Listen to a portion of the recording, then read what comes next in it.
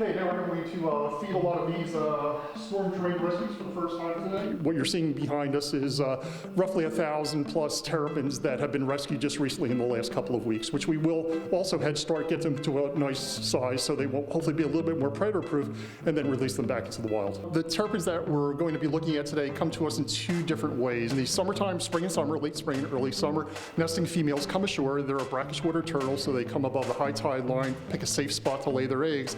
Unfortunately, the nesting females will cross roadways back and forth that converse through the marshes, and unfortunately, a lot of them do get hit and killed by cars. So we dissect them out to see if they have eggs. If they do have intact eggs, we will incubate them here at Stockton and also at the wetlands.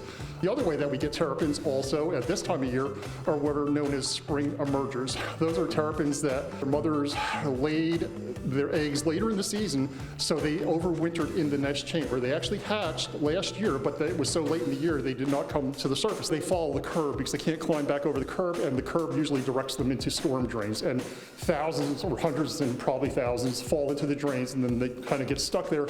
And then we have some Good Samaritans in Cape May and Atlantic County that have devised ways to fish them out. And it's a busy job. We come in first thing in the morning. I get here at 7 o'clock, and the first thing is to obviously do a quick check, make sure everybody's in good shape, and then start. We have 3 different pelleted foods that they get daily, and also chopped either smelt or silver sides, mostly silver sides, which is a type of fish. If we didn't head start them, there would be a smaller percentage that would survive. At this stage, everything eats them. Gulls, crabs, big fish, that kind of thing. When we get them to about 2.5 inches plus, typically a lot of our terrapins, when we do release them, are between 3 and 4 inches in body length. That gives them a really good start in life, and it cuts down on the number of predators that can actually have them for dinner, so to speak. They don't get released in the ocean. They don't get released in a fresh body of water, but basically all our back bays and local tidal creeks is typical terrapin habitat.